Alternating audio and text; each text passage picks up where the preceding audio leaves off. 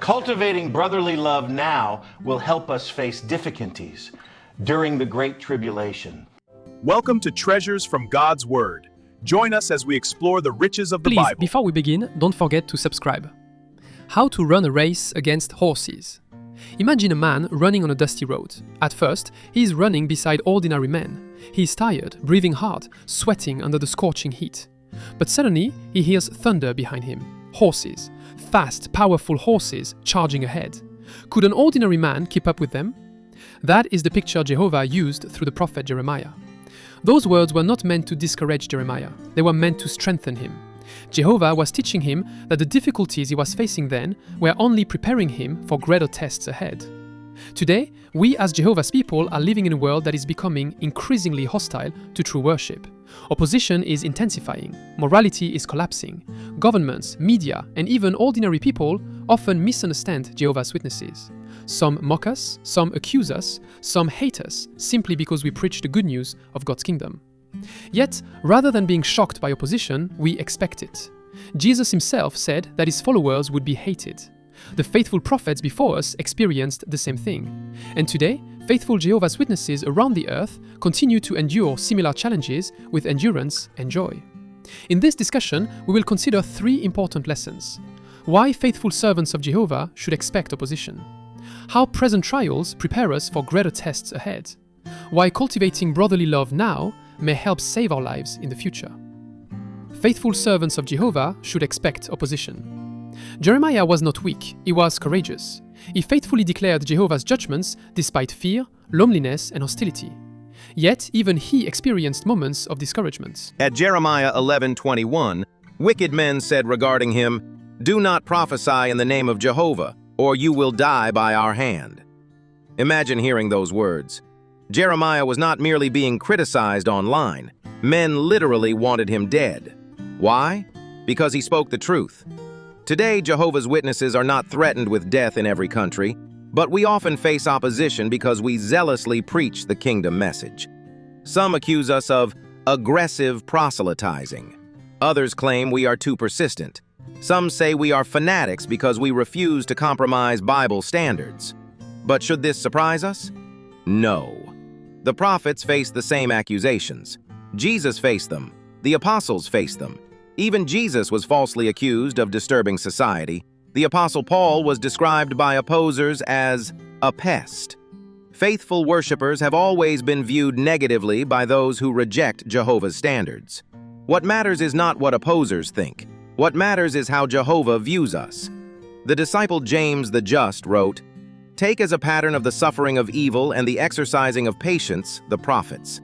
Then he added, "We pronounce happy those who have endured." Notice that carefully. Jehovah does not merely tolerate endurance. He values it. He praises it. He calls such ones happy. This world often views suffering as meaningless, but Jehovah sees faithful endurance as precious. Perhaps you are facing opposition in your family. Maybe relatives mock your spiritual routine. Perhaps coworkers laugh because you refuse dishonest practices. Young ones in school may face ridicule for rejecting immoral trends. At times you may feel alone. Jeremiah also felt alone. Yet Jehovah never abandoned him, and Jehovah will never abandon you. Sometimes the hardest opposition is not direct persecution, but emotional exhaustion. Continually standing out as different can be tiring. Constantly defending your faith can wear you down mentally. That is exactly why Jehovah gave Jeremiah the illustration about horses. He wanted Jeremiah to understand that endurance is built progressively. Running with footmen prepares us for running with horses. Jeremiah 12:5 contains a powerful principle. Footmen to present trials, horses to greater future trials. Jehovah compared Jeremiah's current difficulties to running with ordinary footmen. But harder challenges were coming. Horses. Similarly, today, the trials we face may be preparing us for future tests. Jesus foretold a great tribulation, unlike anything mankind has experienced before. The pressure on Jehovah's people may intensify dramatically. Now think honestly. If we struggle spiritually over minor inconveniences today, how will we endure severe tests later? If we easily miss meetings now because of tiredness, what will happen when attending meetings becomes dangerous? If small criticism now weakens our faith, what will happen under intense pressure later? If personal disagreements now divide us, how will we survive future persecution? These are serious questions. Jehovah lovingly allows present challenges to strengthen our endurance muscles now. Consider physical training. An athlete does not suddenly compete in a championship race without preparation. Training involves pain, discipline, sweat, repetition, and exhaustion. Endurance is developed before the race. Likewise, Jehovah is helping us build spiritual endurance before the greatest trials arrive. Perhaps you are dealing with financial pressure. Maybe you are struggling with anxiety. Perhaps you feel disappointed because of delayed expectations or personal setbacks. Those trials are painful, but they can also train us. They teach us dependence on Jehovah.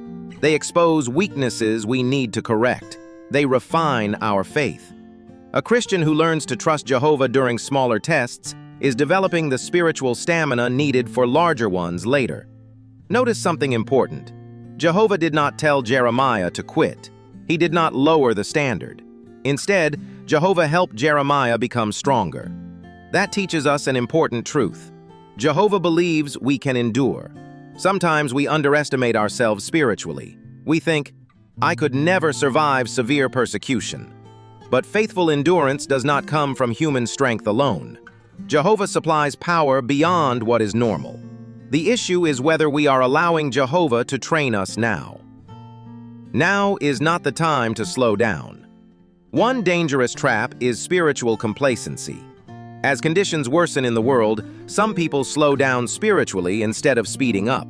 They become distracted by entertainment, material pursuits, careers, or endless online content. The modern world is designed to weaken concentration. Many people spend hours every day consuming content, but very little time strengthening spirituality.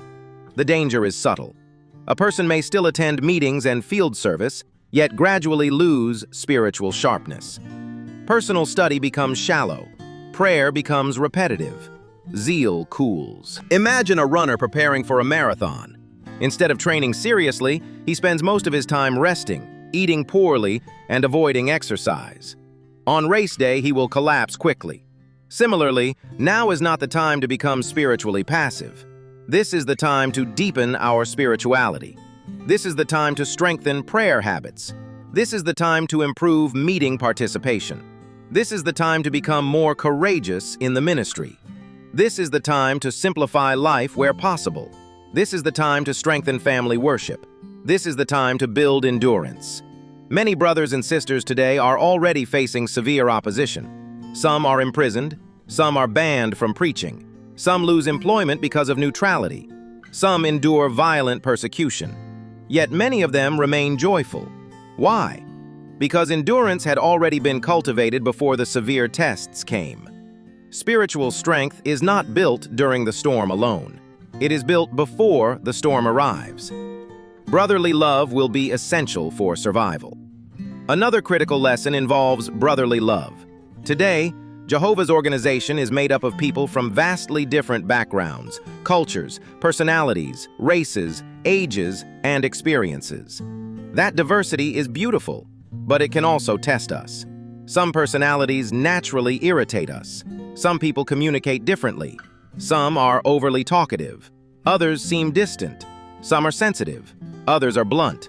If we are not careful, small irritations can slowly damage love. That is why the experience of Vanessa from New Zealand is so instructive.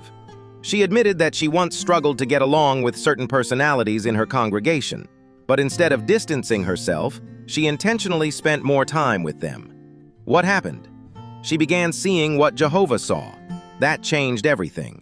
She later said that she grew to love the variety within Jehovah's organization because Jehovah himself clearly loves that diversity. That is profound.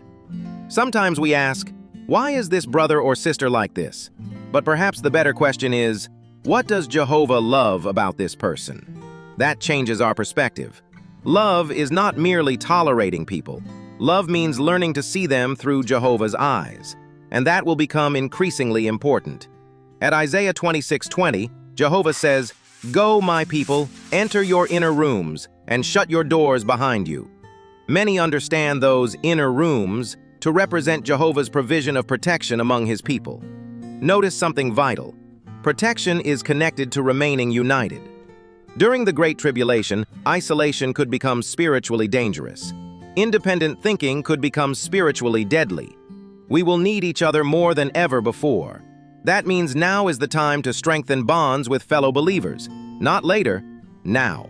Do we know our brothers and sisters well? Do we encourage them? Do we forgive quickly? Do we show hospitality? Do we avoid gossip? Do we speak positively about one another? Or do we quietly hold grudges? Satan wants division. Jehovah wants unity. And unity requires humility. Sometimes the greatest test of love is not persecution from outside the congregation, but friction inside it. Yet learning to maintain love despite imperfections prepares us for future hardships.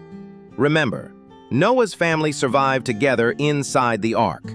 Israelites survived together during the Passover arrangement. First-century Christians survived Jerusalem's destruction by acting unitedly. Unity has always mattered, and it will matter even more ahead. Jehovah is preparing his people. The world today is unstable. Governments are anxious. Economies fluctuate. Morality deteriorates.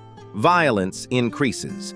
Fear spreads rapidly through society. People sense that something is wrong. But Jehovah's people are not hopeless.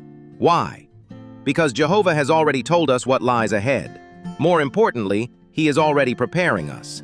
Every meeting, every prayer, every study session, every act of endurance, every experience in the ministry, all of it is helping prepare us spiritually. Sometimes we may wonder why Jehovah allows trials. Part of the answer is training. A soldier is trained before battle. An athlete trains before a competition. A runner develops endurance before the race. Jehovah is lovingly helping us develop spiritual endurance now. So when trials come, do not immediately conclude that Jehovah has abandoned you. Perhaps Jehovah is strengthening you. Perhaps he is teaching you endurance. Perhaps he is preparing you to help others later. Perhaps he is training you to run with horses. Brothers and sisters, the words found at Jeremiah 12:5 are more relevant today than ever before. Jehovah lovingly asks each one of us, if we become tired running with footmen, how will we keep pace with horses? That question is not meant to frighten us. Rather, it is meant to awaken us, strengthen us, and prepare us. The trials we face today may seem difficult. Opposition from family members, pressure at school or work, emotional stress, financial anxiety, discouragement, or even personal weaknesses can sometimes leave us exhausted.